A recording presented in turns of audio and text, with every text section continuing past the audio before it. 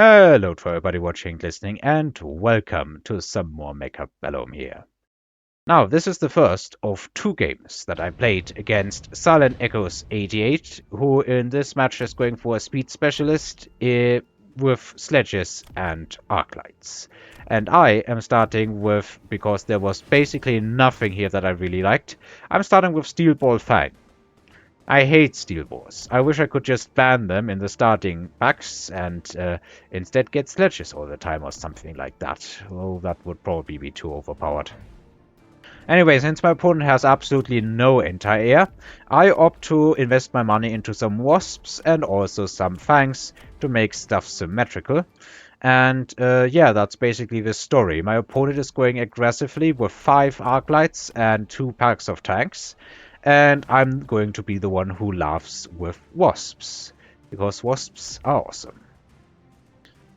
I decided to put this stuff here symmetrically. The steel balls are going to go away next turn anyway. But I think literally anyone who has played like 5 hours of Mechabellum can already predict how this is going to go at first glance, basically. I am losing my entire ground army in a matter of seconds, and it's not even remotely close. And then there's nothing left to kill the wasp. Not that there was anything to begin with. Tower debuffs are keeping these units alive, but it's literally just temporary. So yeah, once the tower debuffs were out, the wasps still have well over a minute to kill all of this, and it's not that much HP yet. It's round 1. Which means that my opponent, despite having overwhelming ground forces, is losing round number 1. Now, here we have a supply specialist. Yeah, quick picks on both sides. I'm selling the steel balls and kind of swimming in money for the moment. Thinking about what could I possibly do. And what I decide to do is I look at my opponent's board and I see literally 0 units of small chaff. So I'm dropping the hackers and the wasps, get an upgrade, because that is exactly how much my money is able to, it's exactly the amount of money that would be needed for it. My opponent goes for another Arclight, it seems, and some Mustangs here. Now, I have an Arclight here, but it doesn't really survive for long, all things considered. I'm getting more of his units. The wasps were killed, and stuff is stuck on the tanks. One of the hackers goes down. However, my units are now moving in on the tower, and the hacker still is healthy here.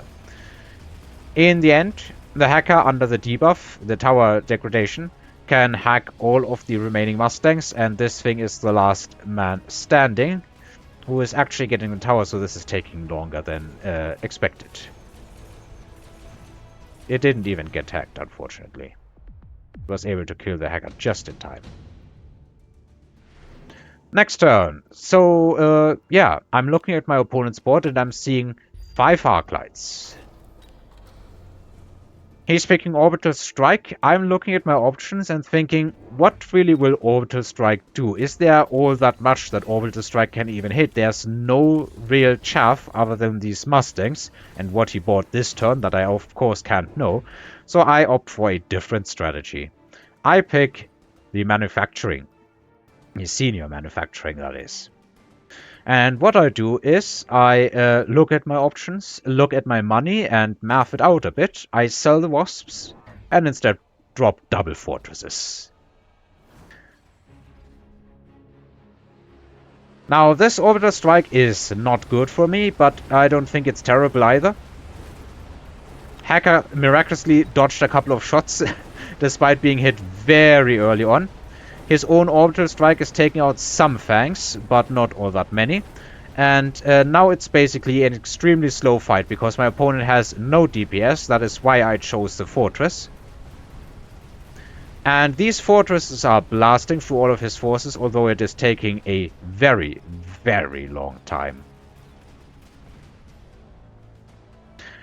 Unfortunately for my opponent, this low health fortress is taking out the remaining units that are distracted by the tower with its superior range. And it survives at basically 1 HP. You can see, like when the screen shakes, you can see a sliver of green in there. Next round. My opponent now has a good amount of chaff, and I don't have the best chaff clear. So might as well go Stormcallers and add some chaff clear. I don't expect Wraiths to survive a whole lot, even though, you know, in theory right now they are not bad. The only thing that can realistically kill them, if there's enough chaff in front, is these Mustangs. But I opt for some heavy hitters, some Phoenixes here. I level up both of these fortresses because they were able to get enough XP off these leveled Arclights.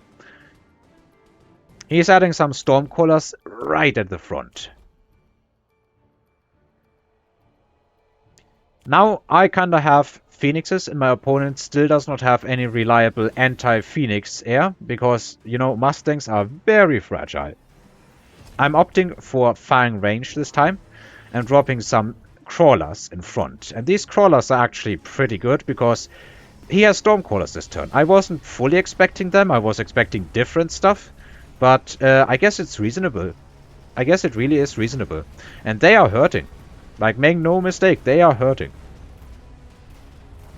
The hackers are no longer achieving a whole lot. Because, well, they just die too quickly in this specific position. And my fortresses just get DPS down by the Stormcallers. However, unfortunately, my opponent once again has no viable anti-air, or, well, I guess now he no longer has any anti-air. So the Phoenixes are actually able to clear the Stormcallers up. Next round, Orbital Javelin drops. Improved Scorpion, also not a bad pick in my opinion. Subsidized Steel Balls into a board that has fortresses, probably not even that bad of an idea. Yeah, my opponent skipped, I think, and I took the Orbital Javelin.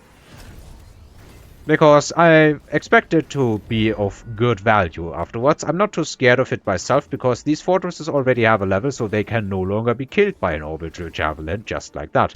Though, of course, they will take massive damage if they are hit. I end up dropping another fortress. I sold one of the hackers. I leveled my Phoenixes. Shields, of course, also present, as you can see, and I'm deciding to rebuy some Wasps. And, well, my opponent is going for aggro, so I might as well drop it here. However, my opponent did get some anti-air here that I was not expecting, to be honest. Orbital Javelin hits and takes down a good bunch of stuff, which means that this side with the fortress, the single fortress, is now better at surviving. The hacker here is doing its best work, but its best work is really not worth all that much. However, the fortresses are moving in. And the hackers are, or the remaining hacker is finding a minimum of value. He added fire, apparently. I didn't even catch that before. However, once again, one side is pushing through because of the orbital strike. The other side no longer has anti-air, and there's a fortress at still full health, even though it's just level 1 moving in. And that is not enough for these Stormcallers to... well, that is not enough to get it destroyed with. Anyway, next round my opponent skips. I think I'm taking the enhancement module. I almost always take the enhancement module, yeah. I put it on the hacker, level the hacker. Let me just see if I can get, yeah, the green box out of here. I sell the hacker, put it on the other fortress, level that, and then more fortresses are coming down. My opponent reacts with melting points. Definitely a decent choice here. I'm, however, putting down the fists. My opponent's stuff is clumped up here. And I think that is prime fist smashing territory. I'm also adding one more crawler in vertical position in front of my stuff here, so that it can eat a couple of Stormcaller rounds. I should have, well, I couldn't have sold the Wasps here, but they are definitely not doing much other than holding these Mustangs back a bit and feeding XP. Definitely a lot of damage coming down on the fortress, but as the fortress gets damaged, or as the fortresses get damaged, they are also putting the hurt on the melting points that are very exposed.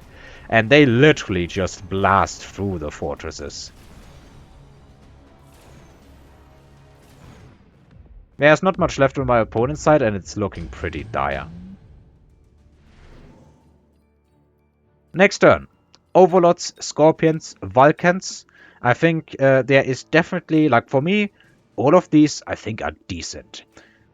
I opt to take the Overlords because, well, Overlords and Photon, and that is a ton of health, so it will find very good value, I think.